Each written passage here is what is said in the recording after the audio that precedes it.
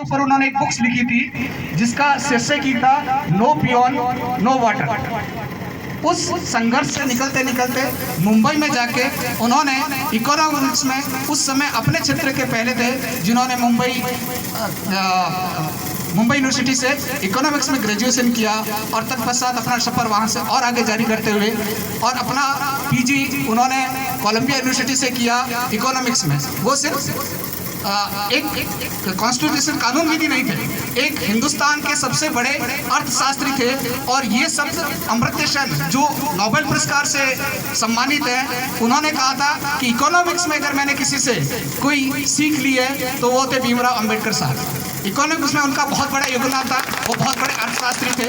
उसके बाद में जब उन्होंने डिलीट अपना इकोनॉमिक्स में संपन्न किया तो उन्होंने सोचा कि एक कानून, और कानून के लिए वो फिर उसके साथ में Delhi London school of economics से भी उन्होंने डिलीट किया और वहीं लंदन से लॉ किया।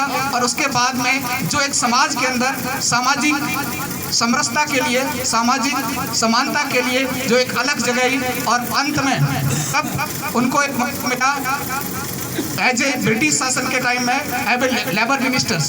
तो जो एक मजदूरों की समस्या थी, मजदूरों के साथ में जो एक भेदभाव होता था, और उनका एक ये भी कहना था कि मजदूर क्यों सिर्फ एक नीचे तबके से ही आए, सभी तबके से, और उनकी जो समस्याएं थी उन समस्याओं का समाधान भी ब्रिटिश गवर्नमेंट से भी लड़के किया। और उसी का परिणाम था कि जब हिंदुस्तान के अंदर कॉन्स्टिट्यूशन के बनाने की बारी आई तो उस समय अंग्रेजों ने भी ये सोचा था कि हिंदुस्तानियों की ये योग्यता नहीं है कि वो भारत के लिए संविधान बना दें, परंतु उस संविधान समिति के अध्यक्ष के नाते बाबा साहब अम्बेडकर ने जो हिंदुस्तान को एक कॉन्स्टिट्यूशन दिया जो आज पूरे वर्ल्ड के लिए प्रीएम्बल के तौर पे है। और उस कॉन्स्टिट्यूशन ने जो हिंदुस्तान को सबसे बड़ी चीज़ दी वो दी थी समानता का अधिकार, राइट। और आपके सिर्फ उन्होंने समानता के अधिकार के साथ साथ में आपके अधिकारों, कर्तव्यों, और हिंदुस्तान का संविधान एक ऐसा संविधान है जिसके अंदर मूल रूप से उसकी मूल भावना के साथ में देश में कई सत्ताएं आई, कई गई, परंतु कोई छेड़छाड़ नहीं कर पाया क्योंकि उसको इसी तरीके से बनाया गया था।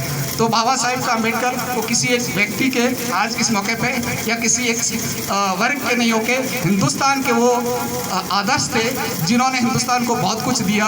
और आज उनकी जन्म जयंती पे मुझे इस अवसर पर जो प्रेजेंट समिति ने आपके समक्ष अपने विचार रखने के लिए भी जो मौका दिया, मैं उनका धन्यवाद देता हूँ। सर, हमारे इस रेडर क्षेत्र में आपका ये क्षेत्र बहुत लंबे समय से आपका आशीर्वाद रहा है इस क्षेत्र में, और यहाँ की जनता नो डाउट सबसे ज़्यादा अपना प्यार और आपके साथ बरसाती है, और आपकी वजह से सर हमें भी बहुत प्यार मिलता है। और जिस तरीके का सौहार्द और वातावरण हमारे इस क्षेत्र में है तो सर आपसे तो छुपा हुआ नहीं है। और मैं आपके साथ में इस समय आपने जो हमें भी सर इस जगह पे मौका काम करने का मौका दिया, उससे बहुत सारी चीज़ें जो जीवन में सीखने की मिली हैं सर, तो मैं आपका भी धन्यवाद ज्ञापित करता हूँ। आपका ज़्यादा समय नहीं लेंगे और पुनः अंबेडकर सर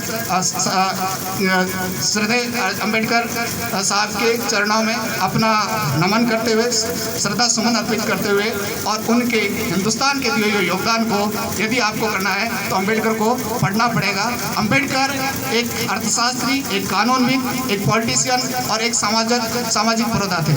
उनको पुनः श्रद्धेय सुमन अर्पित करते हुए जय हिंद, जय भारत। बहुत बहुत